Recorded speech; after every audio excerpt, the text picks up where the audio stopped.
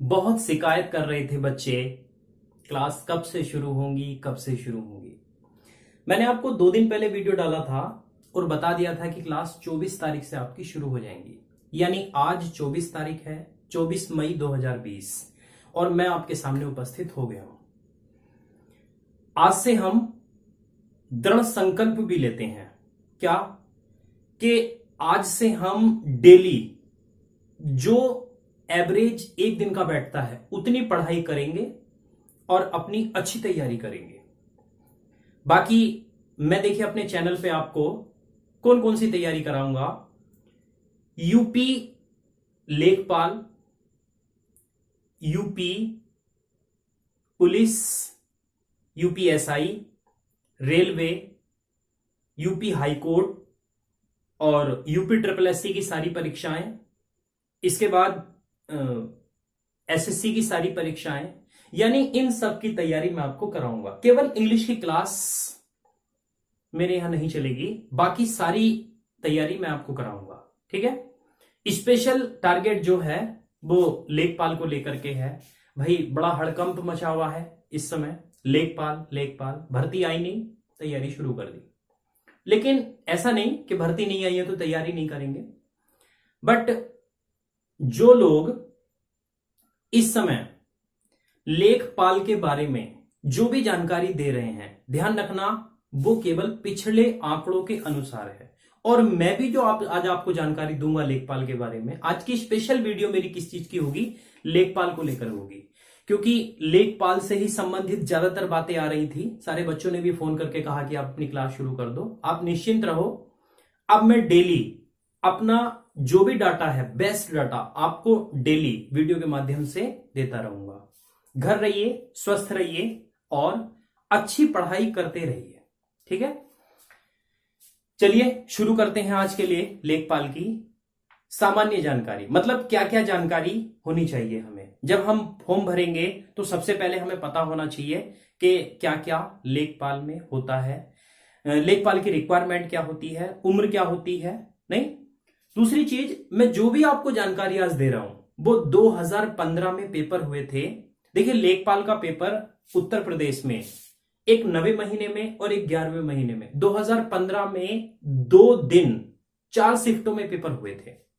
ठीक है, तो उन्हीं पेपरों को आधार मानते हुए जो जो डाटा उन पेपरों में था उसी के अकॉर्डिंग मैं आपको जानकारी दे रहा हूं लेखपाल के बारे में। ठीक है, चलिए शुरू करते हैं। तो देखिए लेखपाल यानी इसी को हमारे उत्तर प्रदेश में पटवारी के नाम से भी जाना जाता है, पटवारी। ठीक है, इसके और कई सारे नाम हैं, अगर आपको पता है तो कमेंट में लिख के बताना आप और कौन कौन से नाम है। मैं आपको ग्रामीण समाज यानी कि ग्राम समाज एवं विकास जब पढ़ाऊंगा तो उसमें सारे नाम बताऊंगा। अपने पड़ोसी प्रदेशों में भी इसको अलग अलग नाम से जानते हैं। सही है। लेखपाल, तो लेखपाल की वो भर्ती है। वैसे भी मैं आपको बता दूं यूपी में 2 भर्तियां ऐसी होती हैं, एक तो वीडियो की, एक लेखपाल की। अंधाधुन फॉर्म डालते हैं सब लोग, हर आदमी चाहता है कि हम लेखपाल या वीडियो बन जाएं। अब वो क्यों चाहता है ये आप भी जानते हैं। ठीक है, चलिए, तो लेखपाल की सबसे पहली रिक्वायरमेंट क्या रहती है कि इसके लिए योग्यता क्या पूछी जाती है। योग्यता क्या रहती है, मात्र 12th रहता है। इंटरमीडिएट जिसने कर रखा है वो फॉर्म डाल सकता है, जो 2015 के अकॉर्डिंग था। वैसे इस बार भी इंटर ही रहना है, इसमें कोई चेंज नहीं होना है। इसके बाद अगर मैं बात करूं आयु की, कि आयु कितनी होती है, तो आयु होती है 18 वर्ष से 40 वर्ष तक। यानी 18 साल के लड़के से 40 वर्ष का बुजुर्ग तक फॉर्म डाल सकता है। नहीं, इसके बाद अगर हम आगे बात करें आयु के बाद, इसमें पिछली बार ट्रिपल सी का कोई चक्कर नहीं था। जब ये 2015 में परीक्षा हुई थी ट्रिपल सी नहीं मांगी गई थी।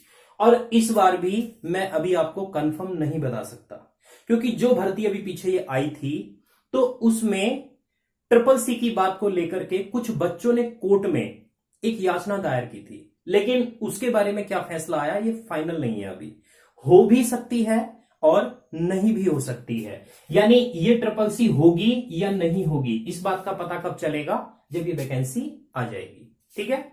कुछ बच्चे एक चीज और कहते हैं कि इसमें निगेटिव मार्किंग होती है। यदि मैं निगेटिव की बात करने भी लगूं, निगेटिव ये कि इसमें निगेटिव मार्किंग रहेगी या नहीं रहेगी, तो अभी केवल बात कर सकते हैं, क्लियर कुछ नहीं है। क्योंकि जब तक वैकेंसी नहीं आ जाती तब तक हम ये बात क्लियर नहीं कर पाएंगे कि निगेटिव रहेगा या नहीं रहेगा। ठीक है। और दूसरी बात, यदि निगेटिव रहती भी है तो जो बच्चे मेहनत करते हैं, जो बच्चे तैयारी करते हैं, उनके लिए तो और भी पॉजिटिव बात होती है।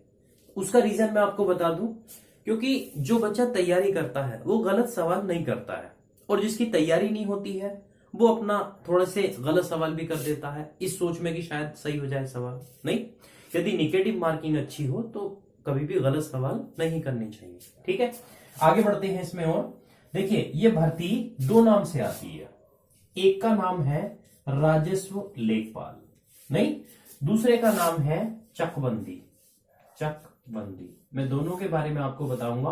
पिछली बार ये भर्ती 2015 में दोनों ही भर्तियां, एक 9वें महीने में, 11वें महीने में आई थी। इसमें क्या क्या पूछा गया था, सिलेबस दोनों का सेम है, देख लेते हैं। नंबर 1 पर सामान्य हिंदी, नंबर 1 पर, नहीं, इसके बाद नंबर 2 पर इसी में सामान्य गणित पूछा गया था, ये सामान्य गणित, नहीं। तीसरे नंबर पर इसी में सामान्य ज्ञान की बात हुई थी, और चौथे नंबर पर आपका ये समाज और इसका विकास, और ये किससे संबंधित था, ग्रामीण से, नहीं, ये था। अब यदि राजस्व लेखपाल में देखें तो इसके 25 प्रश्न आए थे, गणित के 25 प्रश्न, सामान्य ज्ञान के 25 और इसके भी 25, टोटल 100 सवाल थे और 80 नंबरों के थे। 80 नंबरों में जो 20 नंबरों का था वो इंटरव्यू था। इंटरव्यू इस बार कंफर्म नहीं रहना है, क्लियर, इंटरव्यू इस बार नहीं रहेगा। अब सब्जेक्ट सिलेबस सेम इसका भी यही है, तो हम इसकी बात कर ले तो 40 सवाल हिंदी में, 40 सवाल गणित में, 40 सवाल सामान्य ज्ञान के, और 40 ही कहां थे, यहां नीचे, ग्रामीण, समाज एवं विकास के। यानी टोटल करें तो 160 सवाल यहां हो जाते हैं। इसका पूर्णांक था 80 का, यानी आधे नंबर का एक सवाल था, और 160 प्रश्न थे। 20 नंबरों का इसमें भी इंटरव्यू था, लेकिन इस बार इंटरव्यू नहीं रहना है। ठीक है।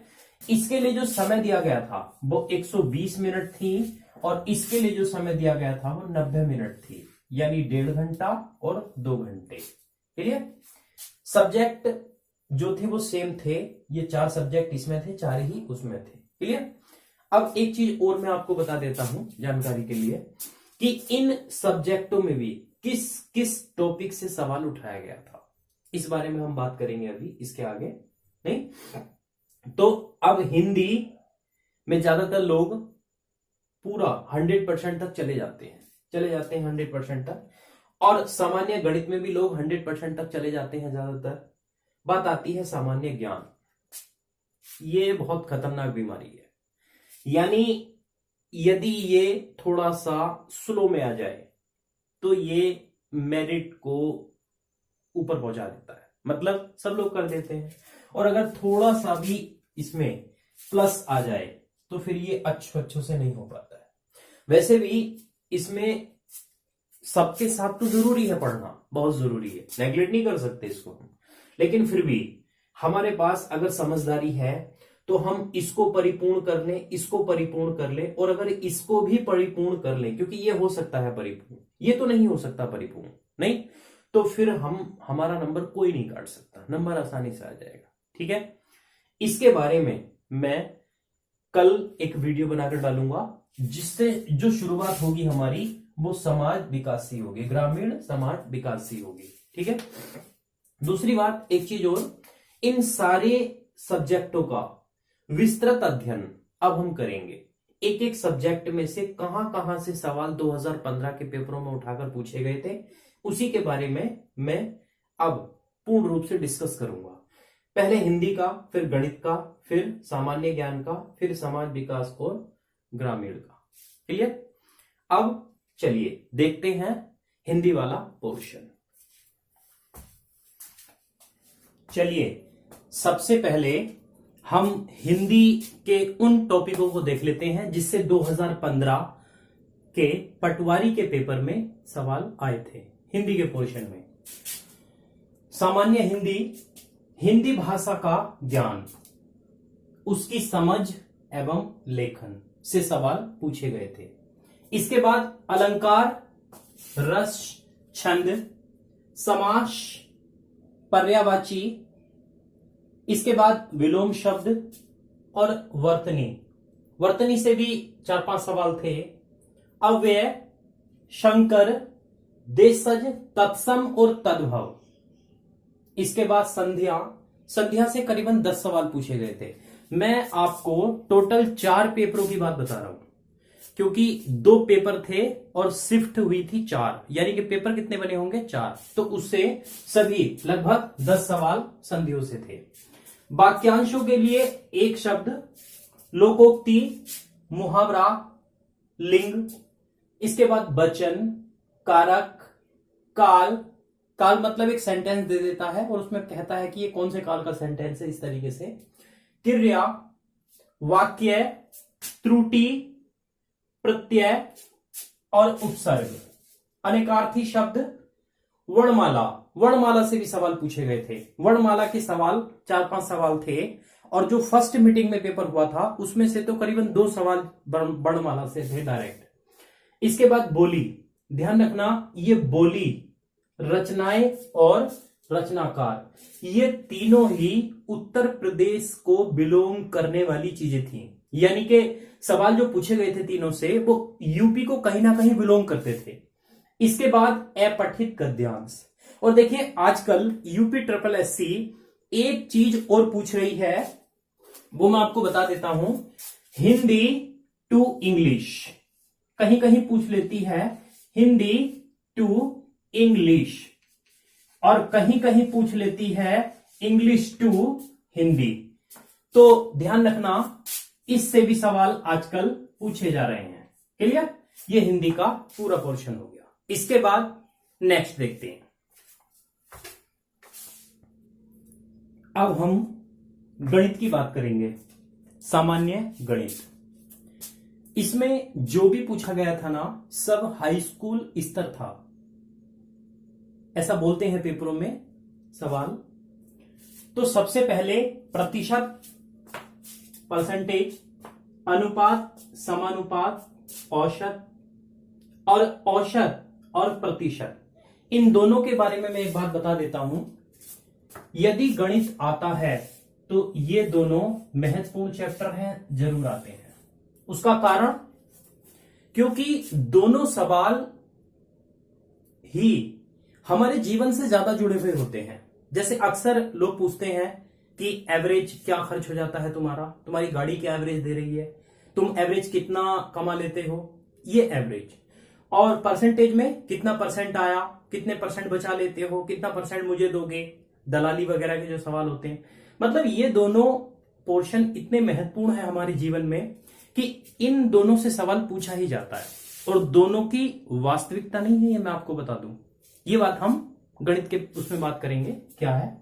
इसके बाद आगे देख लेते हैं संख्याओं पर आधारित प्रश्न, बहुत हल्का चैप्टर है।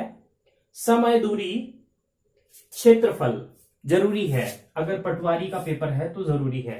क्षेत्रमिति, वैसे ये सेकंड पेपर में बोल देते हैं सब लोग, क्षेत्रमिति, लाभ हानि। इसके बाद समय कार्य। समय कार्य अगर गणित आए किसी भी एग्जाम में तो समय कार्य का 100% सवाल आता है, श्योर। बहुत हल्का कॉन्सेप्ट है इसका। संख्या पद्धति, ज्यादातर गणितों में ये पहला चैप्टर दिया रहता है, मतलब बेसिक जानकारी क्या होती है। इसके बाद बारंबारता, सारणियन, ये कुछ चैप्टर इसमें ऐसे हैं जो आपको देखने में अजीब लगेंगे, मैं क्लियर करा दूंगा सारे। दंड चार्ट और पाई चार्ट, बहुभुज, इसके बाद समांतर, मध्य, मध्यिका। ध्यान रखिए, बहुत हल्का सवाल पूछा जाता है। बहुलक, एलसीएम और एचसीएफ। एलसीएम और एचसीएफ में अंक गणित में भी आता है और बीजगणित में भी आता है ये चैप्टर। मैं आपको बता दूंगा चर और अचर पद में युग्म पद समीकरण, द्विघात समीकरण, इसके बाद गुणनखंड, फैक्टर बोलते हैं, क्षेत्रफल प्रमेय, हाई स्कूल में पढ़ी होगी आपने। इसके बाद नीचे त्रिभुज, पाइथागोरस प्रमेय, त्रिभुज, इसके बाद दो जगह लिखा गया। इसके बाद आयत और वर्ग, समलंब, समांतर चतुर्भुज के परिमाप, क्षेत्रफल, विकर्ण, वृत्त, वेलन, गोला, शंकु आदि से सवाल पूछे जाते हैं। ध्यान रखना, ये वो महत्वपूर्ण टॉपिक्स हैं जिनसे पिछली बार सिलेबस के अकॉर्डिंग सवाल पूछ लिए गए थे। वैसे वास्तविक जानकारी जो है इसकी वो हम कब करेंगे, जब वैकेंसी आ जाएगी। अभी तो हम केवल एक आधार मान के इसको तैयारी कर सकते हैं। और ये वही पोर्शन है जिसमें आपको कहां तक पहुंचना है, 100%, मतलब फुल में फुल नंबर लेके आने हैं इसमें। ये वही पोर्शन है, ठीक है। इसके बाद नेक्स्ट चलते हैं। चलिए इसमें सामान्य ज्ञान के लिए प्रश्न देख लेते हैं। विश्व भूगोल से सामान्य प्रश्न थे, मतलब जो बेसिक सवाल पूछे जाते हैं।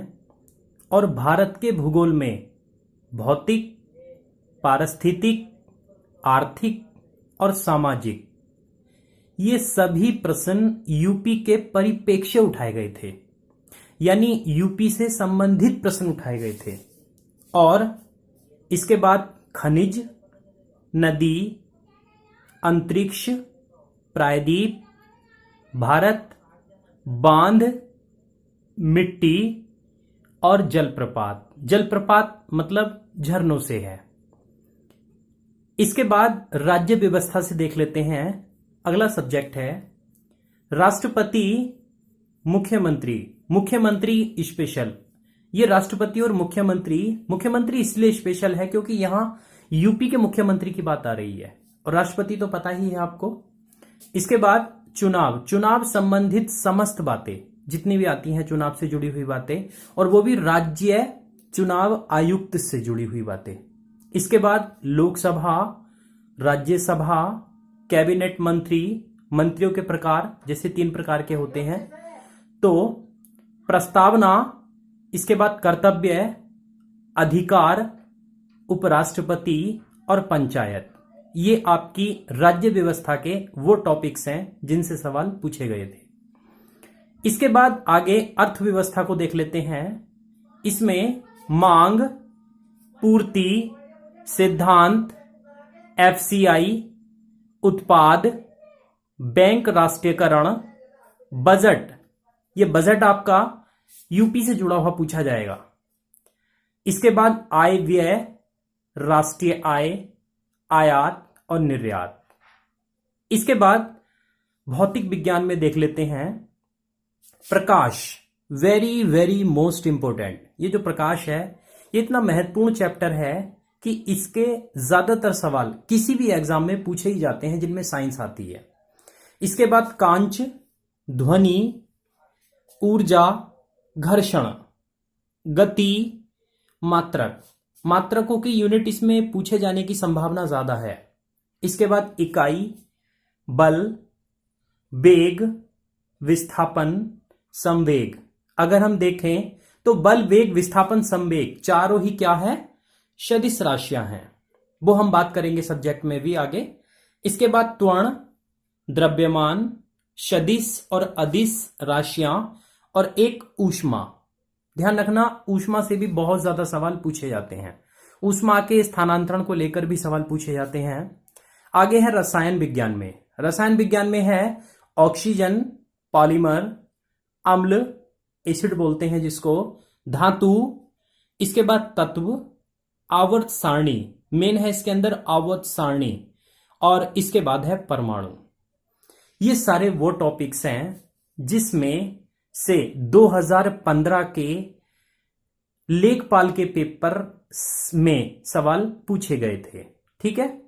इसके बाद और आगे देखते हैं। चलिए अब जीव विज्ञान में देख लेते हैं। रक्त यानी ब्लड, इसके बाद प्रोटीन, कवक और शैवाल। शैवाल के बाद रोग। यहां रोगों से मतलब है कि कौन सी बीमारी किस कारण होती है, किस बीमारी से कौन सा अंग प्रभावित होता है और किसकी कमी से होती है। इसके बाद विटामिन, वायरस, जीवाणु। ये वायरस आजकल बहुत चर्चा में है, कोविड-19, ये उन्हीं वायरस की बात की जा रही है। जीवाणु, इसके बाद कुल का मतलब होता है, जैसे कभी कभी गेहूं के पौधे का कुल पूछ लिया जाता है, इस तरीके से कुल है। इसके बाद अस्थि यानी हड्डियों के बारे में। ग्रंथि यहां मोस्ट पॉइंट है अपने आप में। इसके बाद हृदय से बेसिक सवाल पूछे जाते हैं, खासकर धमनियों को लेकर। इसके बाद श्वसन, बीजपत्री, जैसे पूछ लिया जाता है एक बीजपत्री है, द्विबीजपत्री है। पौधे के भाग पूछ लिए जाते हैं, डीएनए और आरएनए। इसके बाद प्रकाश संश्लेषण, ये भी वेरी मोस्ट इंपोर्टेंट पॉइंट है अपने आप में हर एग्जाम के हिसाब से। इसके बाद रेशम का मतलब यहां रेशम पालन से भी संबंधित मतलब है और रेशम कृषि रेशम से भी संबंधित है। इसके बाद फसल, उभयचर। पालन का मतलब यहां सभी तरीके की चीजों से पालने से है, जैसे मधुमक्खी पालन, रेशम के कीड़ों का पालना और अन्य पशुओं का पालना। पाचन तंत्र, नाक, कान, आंख, जीव, त्वचा आदि से संबंधित सवाल भी पूछे गए थे और पूछे जाएंगे। इसके बाद जनसंख्या और पर्यावरण। देखिए ये दोनों टॉपिक्स ऐसे हैं जिनसे पिछली बार जब 2015 में लेखपाल का पेपर हुआ था तो उसमें दो पेपर, चकबंदी और राजस्व, इस प्रकार दो पेपर हुए थे और टोटल 4 शिफ्टों में हुए थे। यानी 4 शिफ्टों की अगर बात करें तो उसमें जनसंख्या और पर्यावरण से करीबन 12 सवाल थे। क्लियर। इसके बाद आधुनिक इतिहास में देख लेते हैं। चोरा चोरी कांड आपने सुना होगा, प्रत्यक्ष कार्यवाही दिवस। इसके बाद उपनाम, ज्यादातर लोगों को उपनाम दिए गए थे, पूछे जाते हैं। 1857 की क्रांति, वेरी वेरी मोस्ट इंपोर्टेंट। इस क्रांति से खासकर जो सवाल पूछे जाते हैं, यह पूछा जाता है कि किसने कहां का नेतृत्व किया था। इसके बाद सविनय अवज्ञा आंदोलन, भारत छोड़ो, यह आपको पता होगा, भारत छोड़ो ये गांधी जी से जुड़ा हुआ एक सेंटेंस है। इसके बाद सभी आंदोलन। और देखिए सबसे ज्यादा सवाल आपसे आधुनिक इतिहास से ही पूछे जाएंगे। इसके बाद टीपू सुल्तान, आर्थिक, सामाजिक, राजनैतिक पक्षों की जानकारी। और प्राचीन इतिहास को देख लेते हैं। बौद्ध और जैन धर्म, देखिए खासकर सवाल जो है वो बौद्ध से ही बनता है, लेकिन जैन भी मोस्ट है अपने आप में। तो बौद्ध और जैन और मौर्य साम्राज्य। मौर्य की अगर हम बात करेंगे तो एक उस समय उस प्राचीन इतिहास का सबसे पहला, और इसमें भी सबसे ज्यादा सवाल अशोक से पूछे जाते हैं। इसके बाद गुप्त साम्राज्य की बात करें और वेद जो हम पढ़ते हैं, वेदों के बारे में 4 वेद हैं। और उसके बाद सभ्यता, जैसे सिंधु सभ्यता, इस तरीके के सवाल पूछे गए थे। इसके बाद मध्य इतिहास की बात कर लेते हैं, जिसमें से जहांगीर आपको पता है, कई कारणों से जहांगीर पूछा जाता है, वो मैं आपको टॉपिक में बताऊंगा। इसके बाद शेरशाह सूरी और Akbar very very most important, क्योंकि अकबर से कई प्रकार के सवाल पूछे जाते हैं। इसके बाद कला संस्कृति से, ये जो कला संस्कृति थी ये उत्तर प्रदेश के बारे में पूछी गई थी। उत्तर प्रदेश के मंदिर, स्तूप, संप्रदाय, नृत्य, गीतकार, वाद्य यंत्र और वादक से संबंध और लोकगीत। और यूपी के अति आवश्यक ज्ञान से सवाल पूछे गए थे। इसके बाद पुरस्कार, खेल, रचनाएं और पुस्तक, मतलब पुस्तकों के लिए पूछ लिया जाता कभी कभी नाम कि ये किसकी रचना है या किसने लिखी है या इसका विमोचन किसने किया है। ये वर्तमान को लेकर के हैं सवाल, यानी करंट में आएगा ये।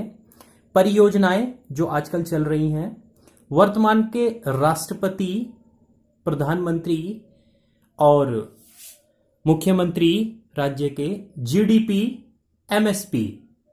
इसके बाद दिवस जयंती, चुनाव संबंधित टॉपिक मैं आपको पहले भी बता चुका हूं।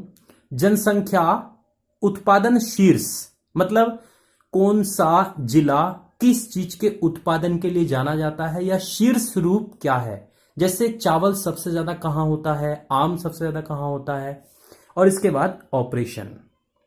ये वो सभी टॉपिक्स थे जो सामान्य ज्ञान से 2015 में उत्तर प्रदेश के लेखपाल में सवाल पूछे गए थे और इस बार भी यहीं से सवाल अधिक आएंगे। लेकिन इसके अलावा यदि और भी कुछ ऐसा जो आपको लगे कि अच्छा है तो आप उसको भी अलग से पढ़ सकते हैं, ठीक है। इसके बाद अगला पोर्शन देखिए। चलिए अब हम उस सिलेबस की, उस सब्जेक्ट की बात कर लेते हैं जिसमें सबसे ज्यादा घबराए हुए हैं इस समय। हर चैनल पे अगर किसी से ये पूछो कि लेखपाल की तैयारी करा रहे हैं तो वो सबसे पहले ग्राम समाज एवं विकास का नाम लेते हैं। और ये चीज आपको एक साथ किसी बुक में भी नहीं मिलेगी। एक बुक अरिहंत वालों ने बनाई थी, लेकिन मेरे हिसाब से उसमें इतना अच्छा कंटेंट नहीं है, क्योंकि बुक तो बना दी लेकिन अगर उसको पढ़ के कोई पेपर देता है तो उससे अच्छा वो अपनी नॉलेज से कर लेगा, क्योंकि इसमें बेसिक जानकारी ज्यादा पूछी जाती है। और उसका कारण एक चीज और मैं आपको बता दूं, जो ट्रेनिंग होती है ना, तो ये सब कुछ लेखपाल को सिखाया भी जाएगा। क्लियर? तो मैं इसके बारे में बात करता हूं आपसे। ग्राम समाज एवं विकास, इनसे कौन कौन से टॉपिक आते हैं इसमें? ग्राम विकास कार्यक्रम, यानी कि गांव के विकास के लिए जो कार्यक्रम चलाए जाते हैं वो इसके अंतर्गत आते हैं। ग्राम विकास योजनाएं आएंगी, बस यही आके थोड़ा सा टॉपिक ऐसा हो जाता है। प्रबंधन, उन्हीं का प्रबंधन करना, सारी योजनाओं का, सारे कामों का प्रबंधन करना। स्वास्थ्य योजनाएं जो संबंधित होती है सरकार से। ग्रामीण सुधार, मतलब गांव कैसे सुधारा जा सकता है, इसका मतलब। सामाजिक विकास, कैसे हो सकता है समाज का विकास। भूमि सुधार, क्योंकि आपको पता है लेखपाल भूमियों से जुड़ा होता है। ग्रामीण क्षेत्रों से संबंधित बिंदु, वो कौन कौन से हैं? जमीन कैसी है, रख रखाव क्या है, मालिक कौन है, कौन उसको बोता है, क्या चीज उसमें बोई है यानी फसल। जरीब एक मापक इकाई है, बहुत ही ज्यादा पूछा जाता है सवाल, और मैं पूरा समझाऊंगा आपको क्योंकि ये पूरा चलने वाला है।